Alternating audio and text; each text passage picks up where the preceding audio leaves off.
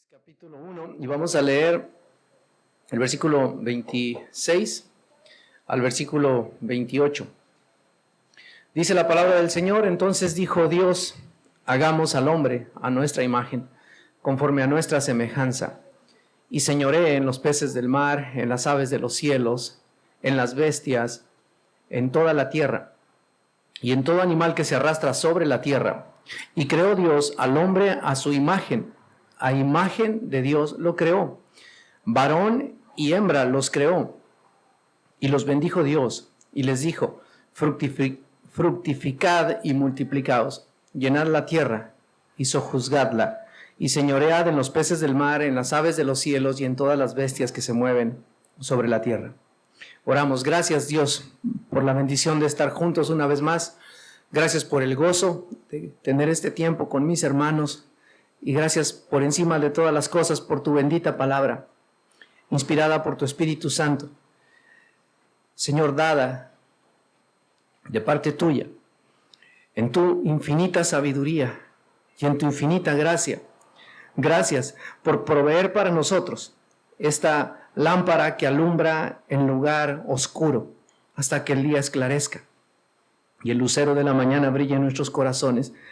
Gracias también por tu Espíritu Santo, quien ilumina nuestro entendimiento para ver en tu palabra y entender tu verdad.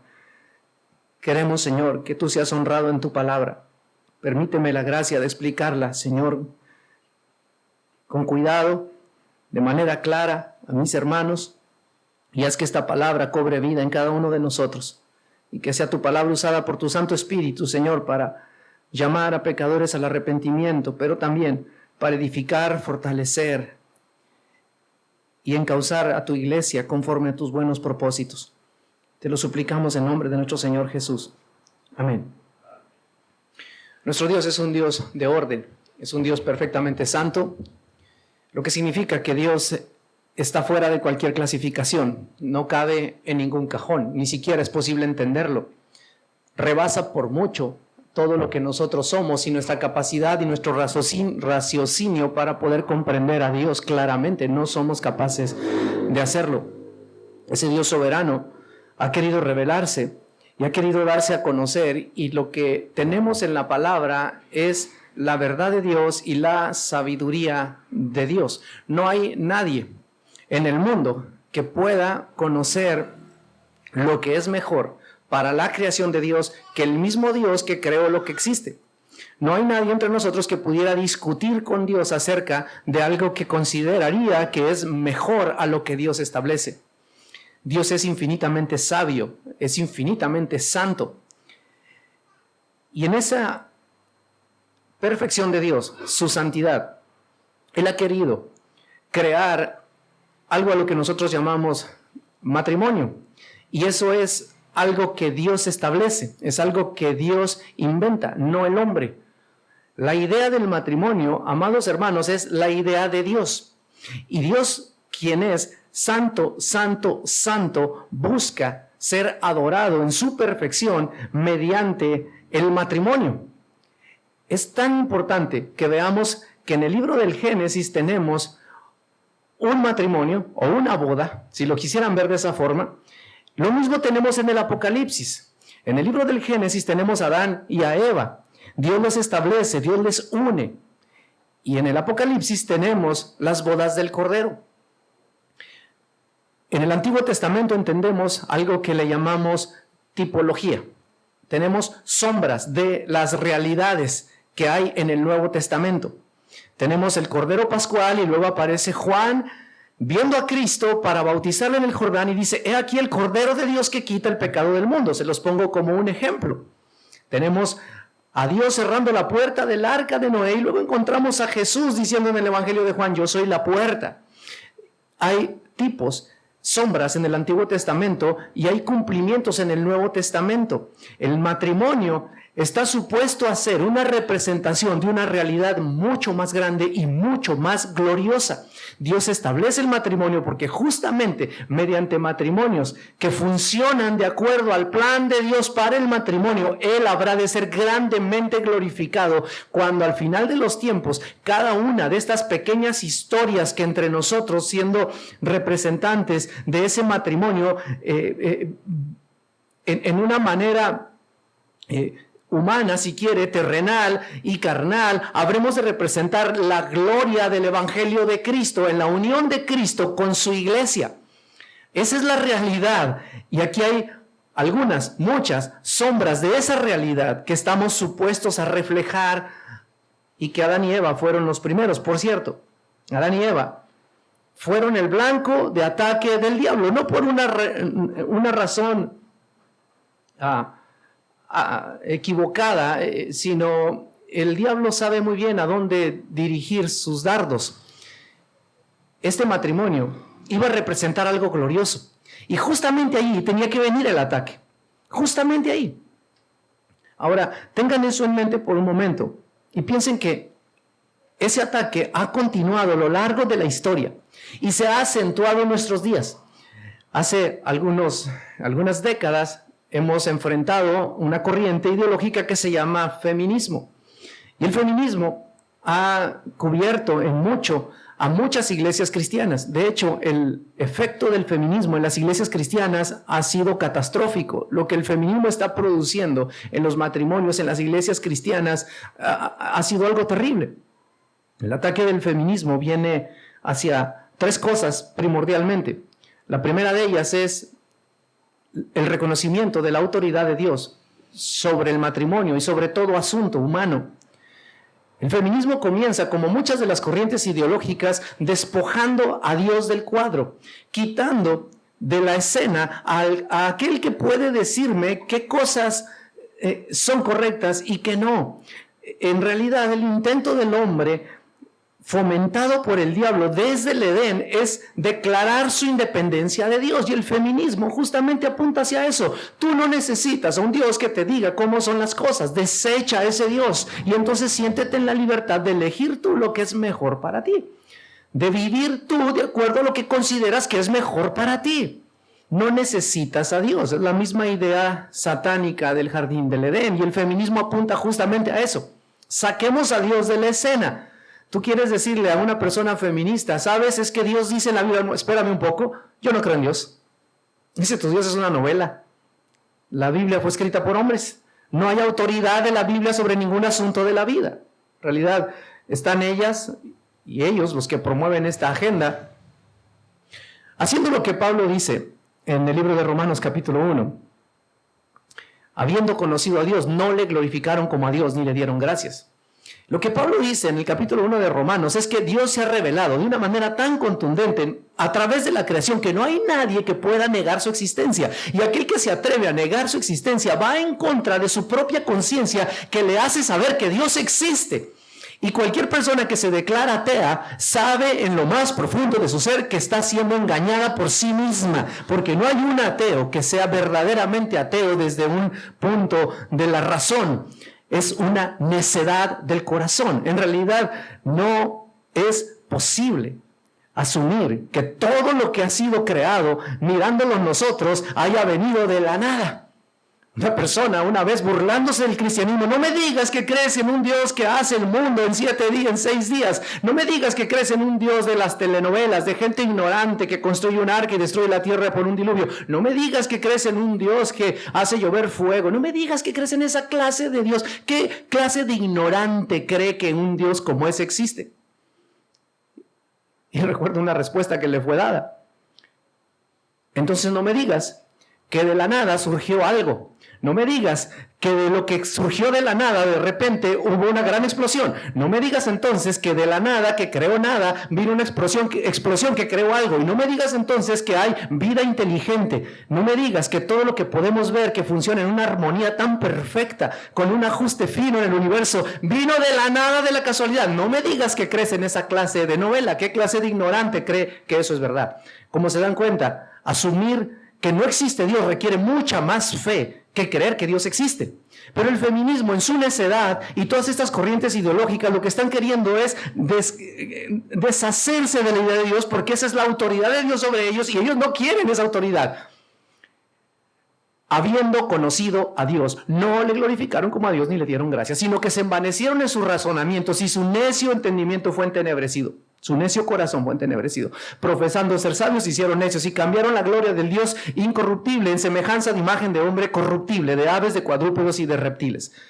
Resulta que el hombre decide hacer Dios lo que no es Dios y luego declararle devoción a lo que no es Dios. Lo mismo que pasó cuando Moisés tardaba en descender del monte y el pueblo se hace un Dios, un becerro de oro y lo adora. Este es el Señor que nos sacó de Egipto. Esa es la necedad del corazón del hombre. Ese es el primer ataque del feminismo. Quitar de aquí la Biblia y quitar de nosotros y quitar de nuestro matrimonio la autoridad de Dios. Pero luego el segundo ataque con respecto del matrimonio tiene que ver con el orden que Dios establece para el matrimonio. Ahora déjenme decir algo antes de explicar esto. La Biblia no defiende el machismo. El machismo es un problema. El machismo es un pecado. La Biblia nunca va a defender esa clase de esposo que se empodera de una manera grosera y de una manera autócrata, exige su autoridad e impone su dominio sobre su esposa.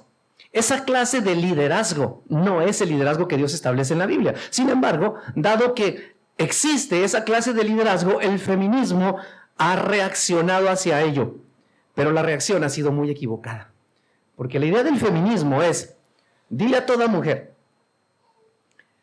que no tiene necesidad de quedarse en una casa. Está siendo oprimida por un esposo. No tiene por qué seguir ese molde. Ella puede ser libre. Ella no tiene por qué hacerse cargo de los hijos. Eso es absurdo. Ella es libre. Ella puede hacer lo que le venga en gana. El feminismo le dice a la mujer, vete de tu casa. ¿Por qué habrás de estar sometida a ese patán que está en tu casa? Y saben, no hace mucho escuché a una de estas predicadoras de la prosperidad. Espero que ninguno de ustedes la siga por ninguna red. Ella se llama Yesenia Ten y es una falsa profeta. Ella le decía a las mujeres, tú no tienes por qué quedarte con ese hombre que no te demuestra amor. Dios te dice, yo hago cosas nuevas, vete de tu casa y comienza cosas nuevas. Eso es algo espantoso, es una falsa enseñanza y es la influencia del feminismo llegando a los púlpitos de las mismas iglesias cristianas, como se dan cuenta. Estamos en medio de una guerra terrible. La misma base de la sociedad que Dios establece, el fundamento de nuestra civilización está siendo amenazado por la corriente ideológica diabólica del feminismo. Está bien, el machismo está mal, pero la respuesta al machismo ha venido a estar peor, a disolver el vínculo familiar. Y una de las cosas que ha sido fuertemente atacada es, en segundo lugar, el liderazgo del hombre. El feminismo no está de acuerdo con esto, absolutamente. Y es más, podría ser que algunos de entre nosotros no nos sintamos ahora con valor para decir que Dios estableció al hombre como cabeza. Porque ahora la influencia es tan fuerte que quizás nos sentimos tímidos de defender, de pararnos en un aula con catedráticos de la universidad y decirles, ¿sabes qué? Dios ha puesto al hombre por cabeza de la mujer. Esa idea ahora ya mismo nos hace un poco de, bueno, ¿será verdad esto? Yo quiero decirle que eso es verdad. Y en el orden perfecto del Dios Santo que crea el universo y que tiene derecho sobre todo lo creado, Él estableció que el hombre fuese cabeza del hogar, de la mujer. Dios lo ha establecido. ¿Por qué razón lo digo? Bueno, el hombre es creado primero y luego la mujer. Dios le trae animales a Adán y no hay ayuda idónea para Adán en el Edén. Entonces Dios crea a la mujer. ¿Para qué? Para ser ayuda idónea de Adán. Más adelante vamos a ver cómo todo esto representa el escenario del evangelio y la unión perfecta de Cristo con la iglesia. Pero el liderazgo del varón está establecido desde el Génesis. La mujer procede del varón. Adán se queda dormido y entonces viene Dios y hace una cirugía y quita una costilla y de esa costilla crea una mujer y luego se la trae a Adán y Adán se queda sorprendido de ver a su mujer. La encuentra exageradamente hermosa. La exclamación de Adán fue, estoy estaba tan impresionado de ver a su mujer. No había encontrado algo como lo que vio en Eva en ninguno de los animales del huerto, por supuesto. De hecho, todo el plan de Dios era para que Adán mismo se deslumbrara con Eva, el regalo que Dios le da. Esa historia nos cuenta una historia gloriosa, pero tengan esto en mente por un momento. El feminismo está atacando el liderazgo del hombre, pero si usted quiere saber a qué se refiere el feminismo, es como si ellos quisieran atacar esa idea de un cavernícola llegando a golpear con su garrote a una mujer y luego llevándola malherida a una cueva y aprovecharse de ella y después sacarla golpeada de la cueva y dejarla sufrir con las consecuencias del abuso que él ha hecho. Y ellas dicen, el hombre ha inventado el matrimonio para seguir fomentando ese patriarcado opresor. Pero como ya hemos dicho, el matrimonio lo inventó Dios. La idea del feminismo es absurda y les digo por qué. Es como si aquel grupo de cavernícolas hicieran una convención y el presidente de los cavernícolas le dijera al resto de cavernícolas, ¿saben qué?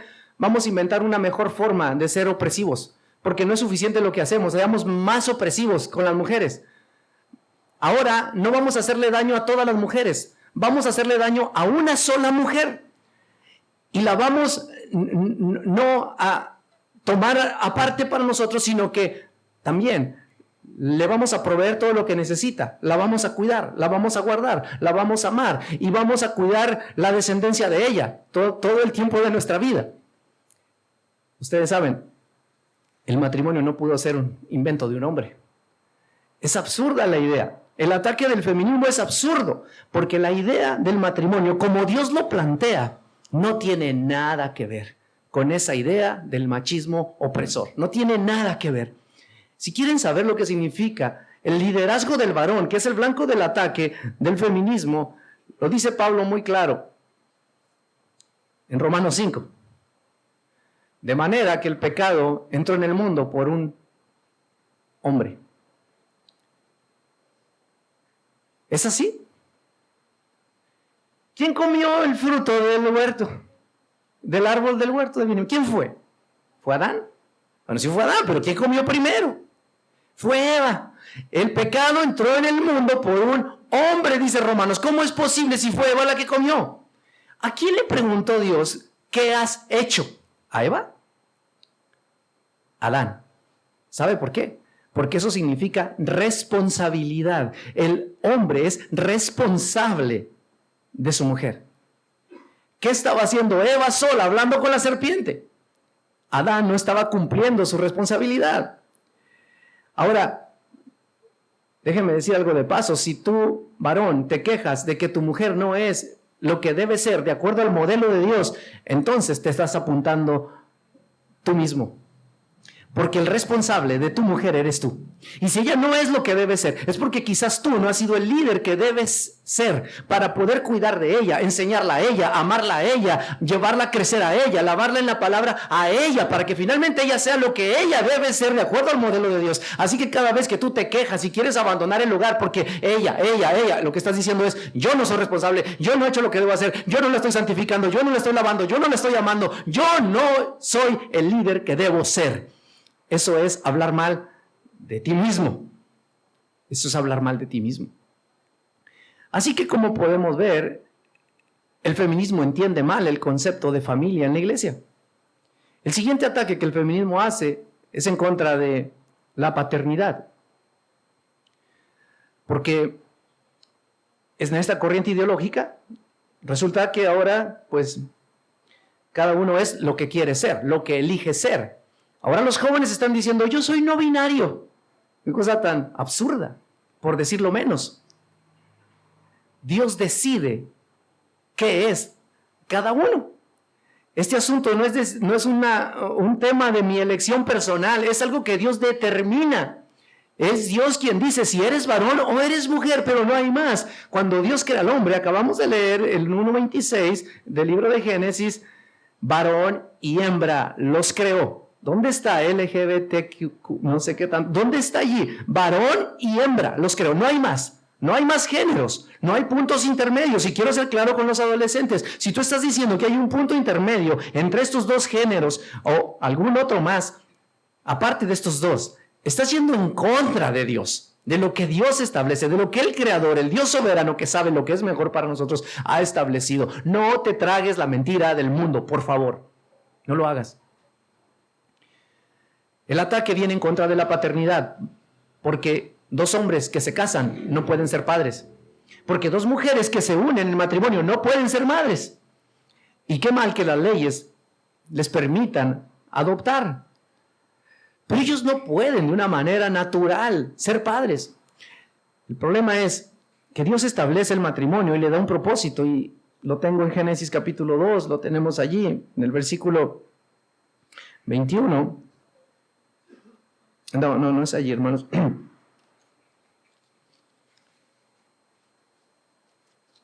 Sí, en el capítulo 2 y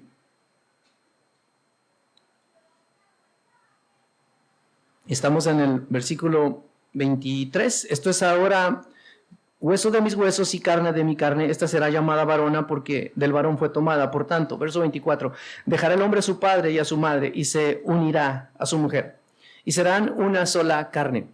Dios es quien inventa la intimidad en un matrimonio. Es Dios quien la establece, porque mediante eso Dios habrá de cumplir su propósito de llenar la tierra y sojuzgarla, que leíamos justo en el capítulo 1. Dios quiere que el hombre se multiplique. Dios quiere que el varón y la mujer llenen la tierra. Ahora, piensen en eso. No es nada más la multiplicación de una manera biológica. Es que Dios nos ordena a nosotros como creyentes que criemos a nuestros hijos en disciplina y amonestación del Señor. No es solamente darlos a luz, es que el propósito de Dios en el matrimonio piadoso es que esos hijos que cada matrimonio tiene lleguen a ser personas que aman a Dios, que sirven a Dios. No es simplemente procrear, es que aquel fruto de la procreación de una unión matrimonial termine siendo cuidado, guiado, para que sean personas que aman a Dios, que sirven a Dios. Ese es el propósito de Dios en el matrimonio. Esta historia se repite con Cristo. Cuando el Señor Jesús está despidiéndose, en Mateo 28, da palabras muy importantes a los suyos y Él les dice: vayan por todo el mundo y hagan discípulos de mí, de todas las naciones, enseñándoles, les dice bautizándoles en el nombre del Padre, del Hijo y del Espíritu Santo, y enseñándoles que guarden todas las cosas que os he mandado. La iglesia, la ayuda idónea de Cristo, está trayendo a la luz más personas a la imagen de Cristo, porque el plan de Dios de llenar un mundo con personas que reflejan su gloria se está cumpliendo ahora mediante la unión de Cristo, el esposo perfecto, y su ayuda idónea, la cual es la iglesia. Y las personas que nacen de esta unión están ahora reflejando la gloria de Dios en el mundo. La idea de Dios originada en el Edén es ahora retomada en lo que es la realidad de aquella historia, cual era un tipo. Cristo unido a la iglesia, llenando el mundo de personas que reflejan su gloria. Así que, como pueden ver, este ataque del feminismo en estos tres frentes está haciendo estragos en nuestra sociedad, en nuestra cultura y tristemente en nuestras iglesias.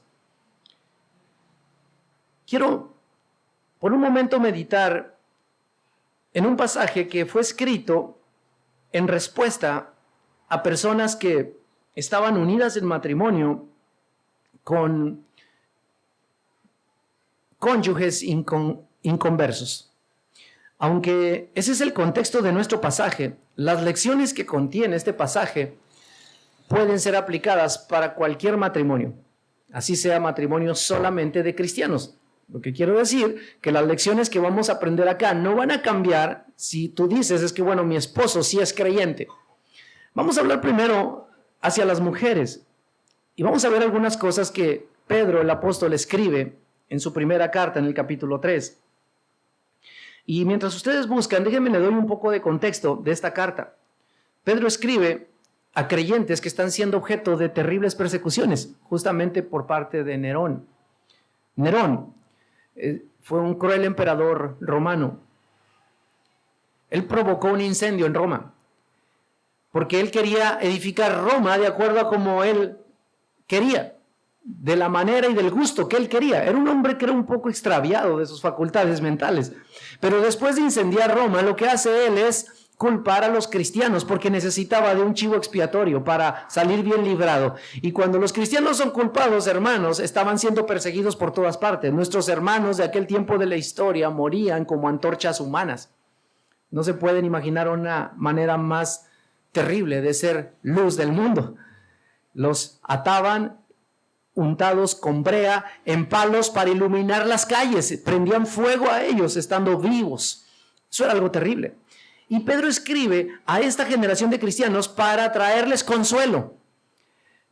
En el capítulo anterior a nuestro capítulo, que es el capítulo 3, él les había dicho varias cosas muy interesantes. Por ejemplo, en el versículo 11 les dice: yo les ruego como extranjeros y peregrinos que se abstengan de los deseos carnales que batallan contra el alma, manteniendo buena vuestra manera de vivir entre los gentiles, para que en lo que murmuran de vosotros como de malhechores, y ahí está la culpa que había sobre ellos por parte del imperio, glorifiquen a Dios en el día de la visitación. Ustedes como cristianos, en medio del sufrimiento injusto que hay sobre ustedes, vivan correctamente, para que al final le puedan poner una mano en la boca de aquellos que hablan mal de ustedes.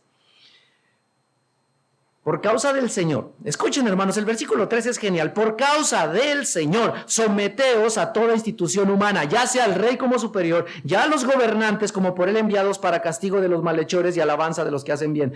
Lo que dice Pedro es algo que nos debería de mover en las actitudes que tenemos hacia las esferas políticas. Yo no sé cómo ven a nuestro presidente acá. No sé si bien o mal. No sé qué piensan del partido que está gobernando nuestro país, pero quiero decir algo. Lo mismo que Pedro dice: por causa del Señor, sométase a toda institución humana. Cuando está Pedro mencionando a los creyentes que sufrían la persecución de Nerón, les dice: por causa del Señor, sométanse a Nerón. ¿Por qué estoy diciendo todo esto?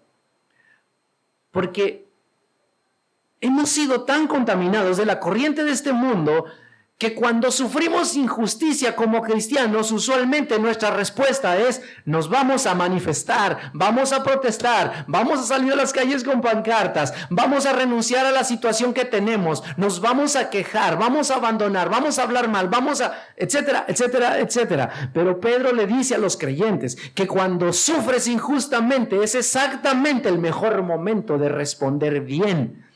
Porque si respondes bien, estarás glorificando a Dios. Tengan esto en mente. Lo hacemos no porque nuestro presidente sea digno de nuestra sujeción y de nuestro respeto. Pedro va a decir más adelante: honrad al rey. Lo hacemos no porque sea digno Nerón de nuestro respeto. Lo hacemos, al inicio del versículo 13, por causa del Señor. Si usted tiene problema con la autoridad que Dios establece, entonces usted tiene problema con Dios. Y eso aplica para todo. Si tú tienes problema con los padres que Dios te dio, entonces tú tienes problema con Dios. Si tú tienes problema con el esposo que Dios te dio, entonces tienes problemas con Dios. Me refiero en cuanto al tema de la autoridad. Si tú no respetas la autoridad que Dios pone, entonces no estás respetando a Dios. Si tú tienes problema con el pastor que Dios establece para su iglesia, entonces estás desafiando a Dios. Por causa del Señor. Vean el versículo 15, es maravilloso, del capítulo 2, porque esta es la voluntad de Dios. Escuchen, hermanos, esta es la voluntad de Dios, que haciendo bien hagáis callar la ignorancia de los hombres insensatos. Y luego va a dirigirse hacia los criados en el versículo 18. Y en el versículo 21 nos da la razón de esta exigencia. Vean, hermanos, pues para esto fuisteis llamados. Pedro, ¿no estás entendiendo mal las cosas? No, ustedes fueron llamados para sufrir injustamente y responder correctamente ante el sufrimiento injusto. ¿Por qué? Porque también Cristo padeció por nosotros, dejándonos ejemplo para que sigáis sus pisadas. Yo le pregunto, hermano y hermana, el sufrimiento terrenal que Cristo tuvo en esta vida, durante los años de su ministerio fue algo justo? Es decir, ¿él se merecía eso? Segunda de Corintios 5:21. El que no conoció pecado, por nosotros le hizo pecado. Él era inocente. Dios le hizo pecado. Él recibió el castigo de nuestro pecado sobre él, pero él era inocente. Él sufrió injustamente y lo hizo porque nos amó, porque quiso salvarnos. Y lo que está Pedro diciéndonos es, mira a Cristo. Cuando te esté costando este tema de la sumisión, cuando te esté costando este asunto de la sujeción a tu esposo, que es el caso del capítulo 3, entonces mira a Cristo. Mira a Cristo. Tú no puedes como mujer utilizar la mala conducta de tu esposo, la falta de liderazgo de tu esposo. No puedes como mujer utilizar todo lo malo que puedas ver en tu esposo para entonces negociar o condicionar tu obediencia y tu sujeción. La única excepción a esta regla es cuando tu esposo te está guiando a hacer algo contrario a la voluntad de Dios. En ese caso tú puedes decirle, perdóname, te amo mucho, te he mostrado que te respeto siempre en todas las cosas, pero Dios me dice aquí que esto no está bien y no lo voy a hacer. Y si vas a hacer algo, no sé, pero es lo que yo voy a hacer, es obedecer a Dios. Es la única excepción. Si Él no es lo que debe ser, no te exime a ti de tu responsabilidad. Cristo sufrió injustamente y Él nos dio un ejemplo para que sigamos sus pisadas. Ahora, el punto de Pedro es esto, en tres ejemplos, sufrir o en tres afirmaciones. Sufrir injustamente trae consigo la aprobación de Dios. Esto está en el versículo 19. Nuestro sufrimiento gozoso en medio de la injusticia abre puertas al evangelio. Lo vamos a ver. En tercer lugar, fuimos llamados a hacer lo bueno sufriendo y haciendo eso imitamos a Cristo, versículo 21. El sufrimiento injusto, hermanas y hermanos, no es un problema, es una gran oportunidad para glorificar a Dios. Más importante que nuestro sufrimiento es el nombre de aquel a quien representamos en el mundo, eso es la verdad. Ahora, le voy a dar a las hermanas tres implicaciones de lo que Pedro escribe en el capítulo 3. El versículo 1 dice, asimismo, vosotras mujeres, estad sujetas a vuestros maridos, para que también los que no creen la palabra sean ganados sin palabra por la conducta de sus esposas. De la misma manera que venía hablando acerca de la conducta de los criados, acerca del respeto del rey, acerca de sufrir injustamente, de la misma manera, dice, ¿tienes un esposo inconverso? Entonces, por la misma razón, por la gloria de Cristo, por el ejemplo de Cristo en el sufrir injustamente, está sujeta a tu marido, por la misma razón. Para que los que no creen en la palabra sean ganados sin palabra. Ahora, Pedro no está diciendo que no deba ser predicada la palabra, porque la fe viene por el oír y el oír por la palabra de Dios. Tú no puedes ganar a un inconverso solamente por tu ejemplo, tú tienes que predicarle el evangelio. De hecho, Pedro entiende eso perfectamente porque dice que deseemos como niños recién nacidos la leche espiritual no adulterada para que por ella crezcamos para salvación. Tiene que haber palabra, pero el punto de Pedro no es una guerra de palabras en el matrimonio, cuando al mismo tiempo hay un conflicto de respeto, de autoridad, de sujeción. ¿De qué sirven entonces tus palabras? Pedro dice, si tú habrás de ganar a tu esposo para Cristo, lo tendrás que hacer de otra manera. ¿Cómo? Mediante tu conducta, mediante tu sujeción. Pero quiero aclarar algunas cosas acá. La mujer no está llamada a sujetarse a todos los hombres en general. La mujer está llamada a sujetarse a su marido, a su marido. La autoridad masculina, hermanas, es mandato de Dios, principalmente para el hogar. Pero lo hacemos por causa del Señor, porque Él es digno, porque Él es el que sabe lo que es mejor. Y dicho sea de paso, tengo poco tiempo para explicarlo, pero solo les diré así, hermanas, el hecho de que Dios haya puesto al varón como cabeza no te hace a ti menos valiosa delante de Dios. Esto no es un tema de valor, es un tema de orden. Eso no rebaja en valor a la mujer en absoluto. Esto es un tema de orden. Cristo, quien es igual al Padre, en esencia, en naturaleza, en poder, en voluntad, en autoridad, se sujeta voluntariamente al Padre. Eso no le hace menos. Así también las esposas. Hermanas, el Evangelio es proclamado por medio de la sujeción, pero el Evangelio también es confirmado sin palabras mediante el respeto. Vea lo que dice. Ellos podrían ser ganados sin palabra por la conducta de las esposas.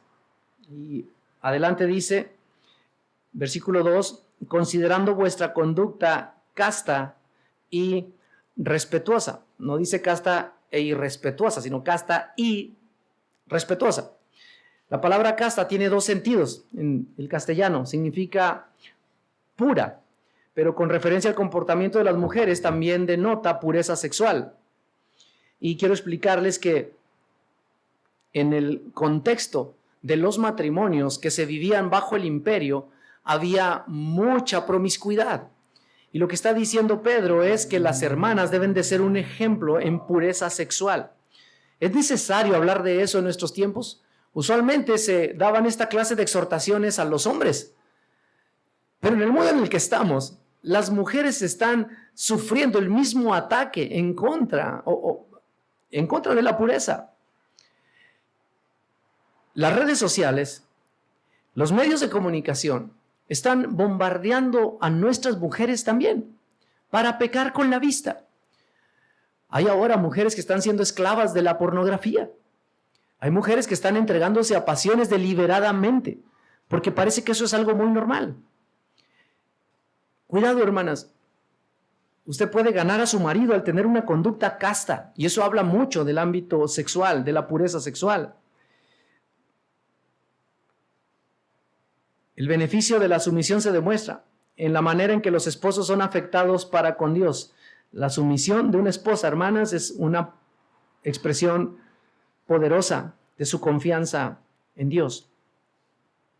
Saben, no deberías de tratar de cambiar a tu esposo mediante la fuerza de tus palabras, sino mediante la fuerza de tu ejemplo, de una vida casta, de una vida de respeto.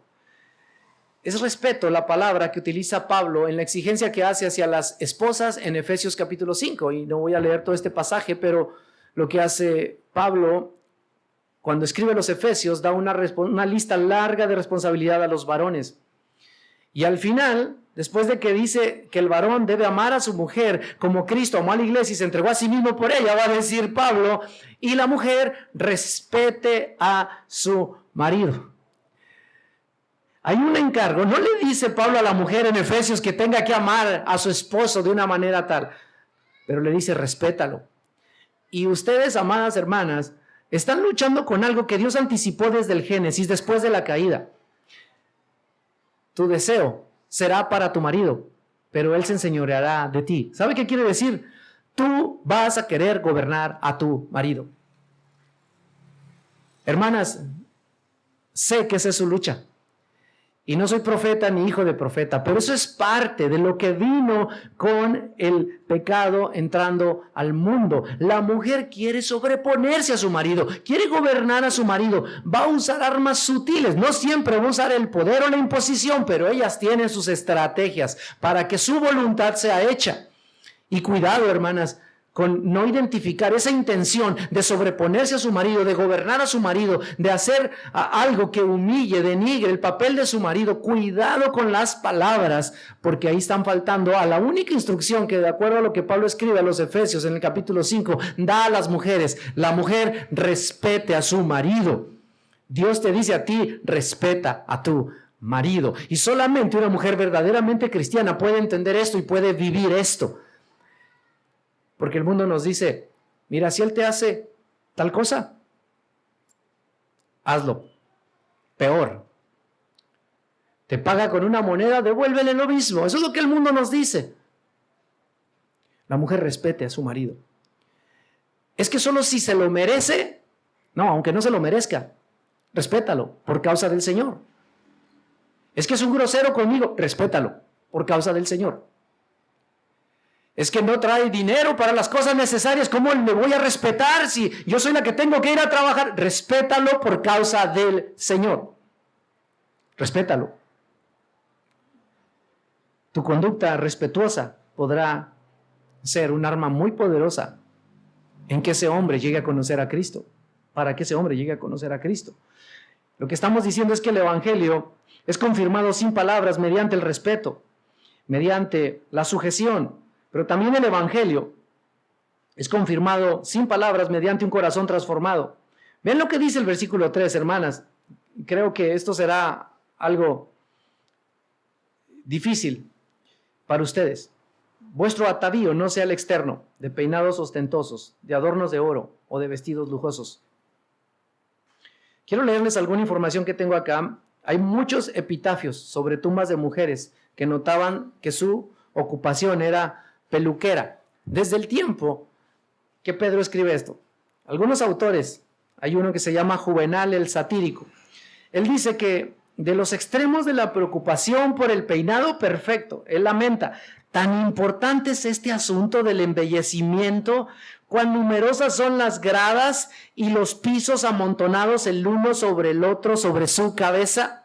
Lo que está diciendo Juvenal es que había mujeres que se estaban fabricando peinados ostentosos, el famoso chongo que se hace, pero era como que un edificio, uno sobre otro, sobre otro, sobre otro.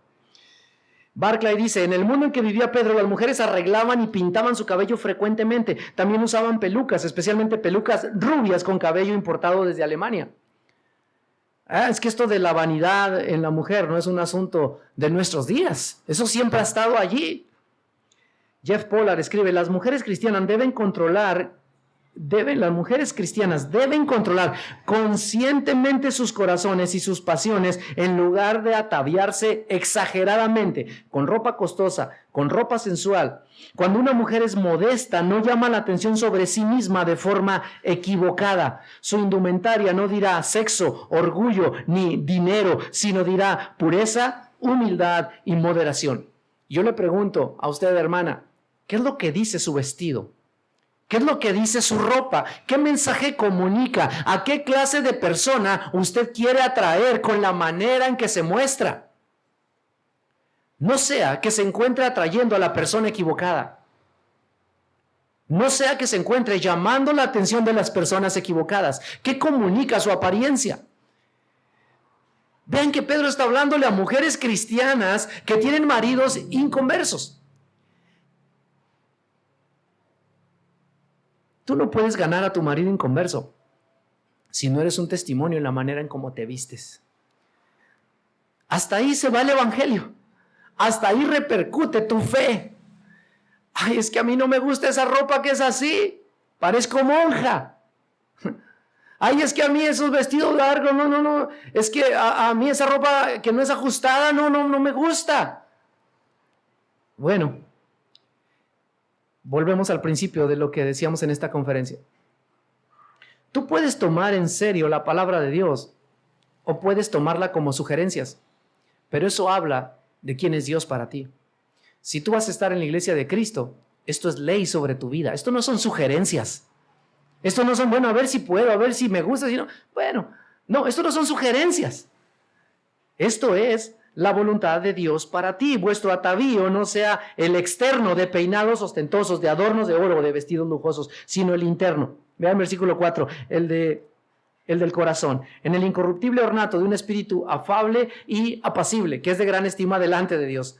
En primer lugar, Pedro afirma que la manera en que una mujer se viste exhibe con ello el tipo de respeto que le tiene a su esposo. Así como te vistes, así respetas a tu esposo. Si lo que te importa es que los hombres te vean, te admiren en la calle, no estás siendo respetuosa a tu esposo. No lo está haciendo en absoluto. Pero él no está trabajando, no lo estás respetando. Y el vestido, amadas hermanas, no es algo que Dios exige para la reunión aquí. No, es para la vida ya. Es que en la iglesia se exige que uno vista bien, pero fuera de la iglesia ya me puedo poner ese short, ya me puedo poner esa blusa, allí ya es otra cosa. No. Ahora, hermanas, yo sé que hay algunas solteras y podrán decir, bueno, no estoy casada. Gracias a Dios. ¿Y qué vas a hacer cuando estés casada? ¿Qué vas a hacer con tu guardarropa? ¿Vas a enfrentar conflictos ahora por la manera en que te vistes? ¿Por qué no ganas castidad ahora? ¿Por qué no ganas ese incorruptible espíritu ese incorruptible ornato de un espíritu afable y apacible? ¿Por qué no comienzas a trabajar en ello? Y el día que te cases, no tendrás un conflicto. Es más, la manera en que te vistes ahora podrá atraer a la persona correcta si tu vestimenta tiene más que ver con un espíritu afable y apacible que con un vestido costoso que atrae las miradas. ¿A quién quieres para la vida? Y ahí me refiero a las señoritas. ¿A quién quieres como compañero de vida? ¿Al que solamente va a admirar tu cuerpo? ¿O a un verdadero hombre de Dios que admira las virtudes espirituales que hay en ti? Eso es lo que está en juego. Sé que el tema de la belleza es una preocupación constante para ustedes. Siempre he dicho, y lo digo por mi familia. Yo tengo 2 hijas y mi esposa, 2 hijas adolescentes. Sé que cuando una mujer está frente al espejo, el tiempo deja de correr y no existe espacio ni nada más. Aunque no voy a hablar mal de ellas son una gran bendición y han aprendido esto mismo. Pero lo que Pedro quiere afirmar es que la belleza verdadera, hermanas, viene del corazón. No es algo que vistes, es algo que eres. Por ahí una escritora escribió una vez y dijo: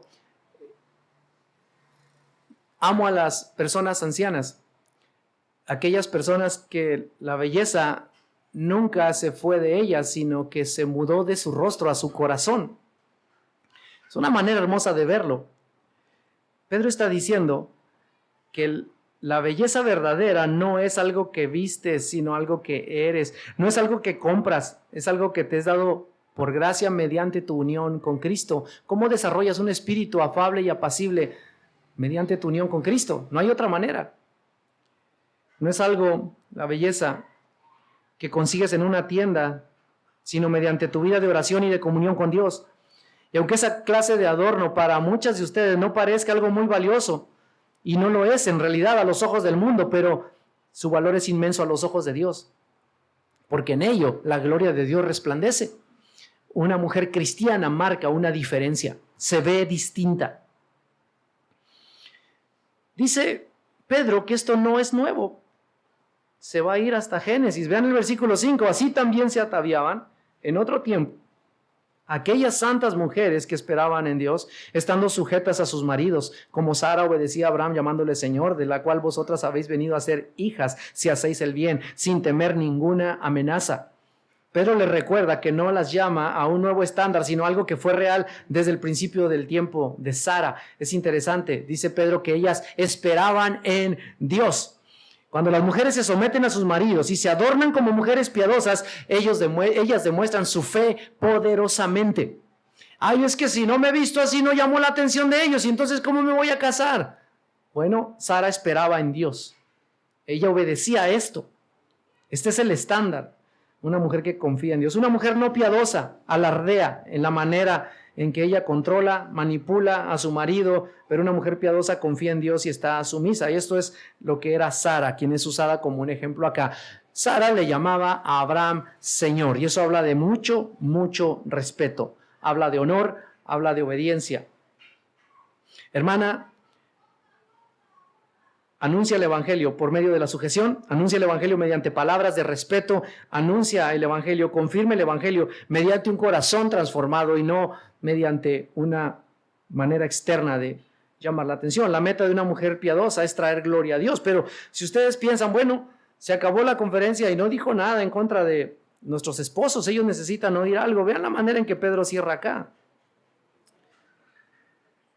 Dice el versículo 7, vosotros maridos, igualmente, vivid con ellas sabiamente, dando honor a la mujer como a vaso más frágil y como a coherederas de la gracia de la vida, para que vuestras oraciones no tengan estorbo. Es demasiado lo que hay en este versículo. Solamente voy a tocar algunas cosas. Vivan igualmente con ellas. ¿A qué se refiere? A la conducta casta y respetuosa. Respeta a tu mujer, sé casto también. Ten una manera de vivir que sea pura, sé puro en tu manera de andar. Tú no puedes andar coqueteando allá afuera con otras personas. Tú debes de ser casto también. Respeta a tu mujer de la misma manera, igualmente. Y luego dice, vivid con ellas sabiamente. Esta palabra proviene de la idea de hacer exégesis. ¿Saben lo que es exégesis? Lo que hacen los pastores cuando predican, o por lo menos la mayoría de ellos, o quizá algunos pocos. Meterse al texto tan profundamente para entender lo que el texto dice. Pedro está diciendo, tú necesitas ahondar en el corazón de tu esposa y conocer tan profundamente a tu esposa para que hagas de ella el objeto de tu estudio, si lo quiere ver así. Tu misión es hacer feliz y complacer en todo sentido a esa mujer a quien Dios te dio por esposa. Esa es tu tarea. Entonces tienes que vivir con ella sabiamente. Hay gente que tan cautivados están de alguna ciencia que van y estudian una licenciatura y luego van y sacan una maestría y luego hacen un doctorado y se hacen expertos en un área. El llamado aquí es que seas un hombre sabio, que conozcas todo lo que puedas conocer de tu mujer, que puedas entender lo mejor que puedas hacerlo a tu mujer. Y no crea aquello del mundo, de que es incomprensible, que entender a una mujer es una tarea perdida, que eso no tiene manera de consumarse. Bueno, entender a todas las mujeres va a ser muy difícil, pero creo que Dios nos ha dado una mujer a los que somos casados para poder conocerla a ella. ¿Sabes qué le preocupa? ¿Sabes qué cosas le quitan el sueño? ¿Sabes de su estado de salud? ¿Sabes si está creciendo en parecerse a Cristo?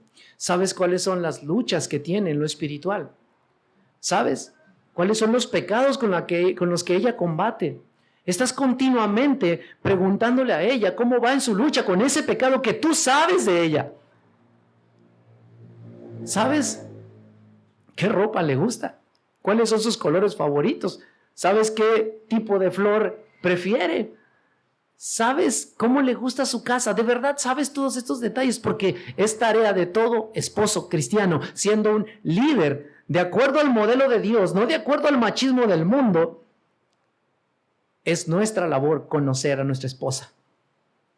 Es nuestra obligación delante de Dios. No estamos aquí siendo cabeza para decirle, ya llegué del trabajo, vieja, tráeme un vaso de agua y la cena.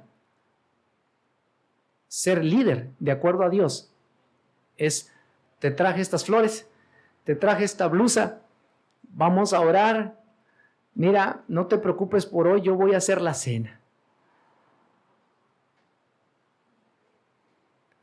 Eso es ser líder, eso es ser líder. Y para ser honesto, hermanos, en esa lucha estoy con usted, para que no se sienta que está solo en esta lucha. Todos como varones necesitamos aprender a ser esa clase de líderes en nuestro matrimonio. Esa es la voluntad de Dios. Ese es el deseo de Dios. Porque eso es justamente lo que Cristo hace con su iglesia. Él apacienta a su iglesia. Él ama a su iglesia. ¿Recuerdan cuando está Saulo de Tarso persiguiendo a la iglesia y le dice el Señor Jesús en esa aparición, Saulo, ¿por qué me persigues?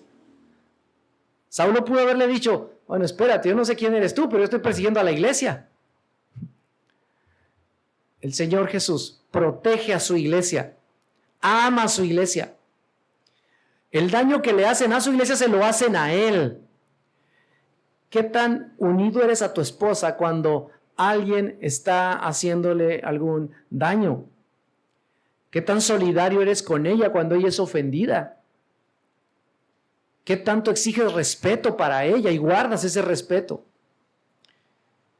Hay demasiadas cosas. Ahora, dando honor a la mujer como vaso más frágil. Y eso quiere decir, Pedro, hermanos, que las mujeres son susceptibles, son sensibles, son un vaso frágil. No sé si alguna vez se rompió una copa en su mano mientras la lavaba en la tarja. Bueno, a mí me ha pasado un par de veces. Gracias a Dios no logré cortarme. Pero ese cristal es tan delgado que es muy fácil romperlo. Así es el corazón de una mujer. Una palabra áspera, una actitud áspera, la hiere, la lastima. Y tu problema no es con tu mujer, tu problema es con Dios. No estás adorando a Dios que te exige demostrar que le conoces mediante la forma que tratas a tu mujer. Hay un predicador famoso que dice que no me venga a predicar a alguien que no respeta a su mujer. No tiene nada que decirme. Si una persona, cualquiera que sea, resulta que es el más servicial, el más participativo, el que en todo quiere trabajar en la iglesia, pero en su casa es un ogro con su mujer, esa persona no tiene derecho de hacer nada en la iglesia. Esa persona está descalificada para servir en la iglesia de Cristo. Si está deshonrando a Cristo al no amar a la persona que tiene frente a sí, no tiene derecho de hacer nada aquí. No tiene derecho. Hay una cosa más. Debes de considerar como varón que tu esposa es coheredera de la gracia de la vida. Esa mujer que vive contigo es una hija de Dios. La sangre de Cristo fue derramada por ella. Ten cuidado. Los que tenemos hijas, sabemos que no se puede medir una reacción cuando alguien le haga daño a tu hija. Si yo voy en la calle y alguien le hace daño a mi hija, yo no sé. Yo no sé qué voy a hacer, honestamente, hermanos. Pero yo no lo voy a permitir. Y lo que tenga que hacer, lo voy a hacer. Lo que dice Pedro acá es que consideres que tu esposa es una hija de Dios. Y cada vez que estés tentado a hablarle de una manera, considera esto. Dios está a favor de la que es su hija. Cada vez que estés castigándola con el látigo de tu desprecio, considera esto. Dios es el padre de ella que está ahí contigo. Y lo que hagas a ella, estás haciéndolo en contra de aquel que es su padre. Y si quieres verlo de otra manera, estás yendo en contra de aquello que Jesús compró con su propia sangre.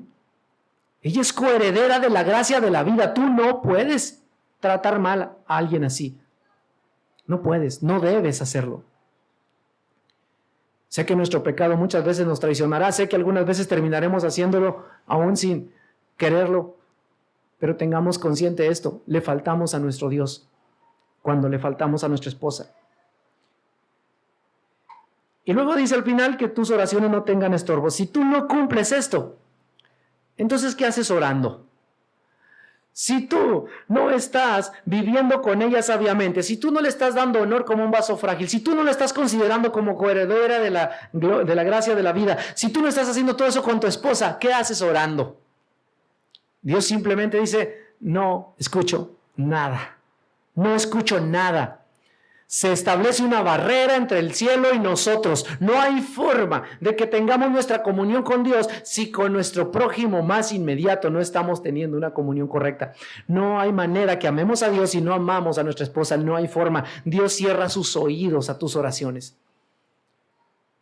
Es terrible. Desobedecer a Dios en este ámbito es algo terrible. Ahora, yo les decía en el principio que el matrimonio simplemente cuenta una historia. Y la historia es esta. A una iglesia imperfecta, Cristo quiso salvar. Lo hizo mediante el sacrificio de sí mismo. Cristo se entregó voluntariamente. Cristo no reservó nada de sí por el amor que tenía a los que Él quiso salvar. Y nosotros debemos amar a nuestras esposas así como Cristo amó a la iglesia y se entregó a sí mismo por ella. Debemos amar a nuestras esposas santificándolas con la palabra como Cristo santifica a la iglesia. La imagen que cada matrimonio bíblico representa es la imagen de Cristo amando y salvando a su iglesia. Si cumplimos el rol que Dios establece para nuestro matrimonio, estamos contándole al mundo una historia que el mundo no conoce. Porque esta realidad tan preciosa ilustra a Cristo y a la iglesia. Hay distintos modelos de matrimonio en el mundo, pero el matrimonio cristiano cuenta una historia. La historia de Cristo muriendo por los pecadores. Y termino diciendo esto. Si usted no es un hijo de Dios comprado por la sangre de Cristo, Si usted no ha venido arrepentido en fe a Cristo, para que le salve, obedecer esto es imposible. No quiero hacerle sentir que usted puede cumplir esto. No quiero ponerle una carga moral sobre sus espaldas. Si usted no está en Cristo, esto no se puede vivir. Y no estoy diciéndole que entonces se resigne y siga viviendo como vive. Lo que le estoy diciendo es, venga a Cristo. Venga a Cristo ahora en arrepentimiento y fe. Venga a Cristo y disfrute de esa salvación que por gracia Él le da al pecador arrepentido. Venga a Cristo. Ponga toda su confianza en Él. Deje que Él transforme su corazón. No endurezca su corazón delante de Dios.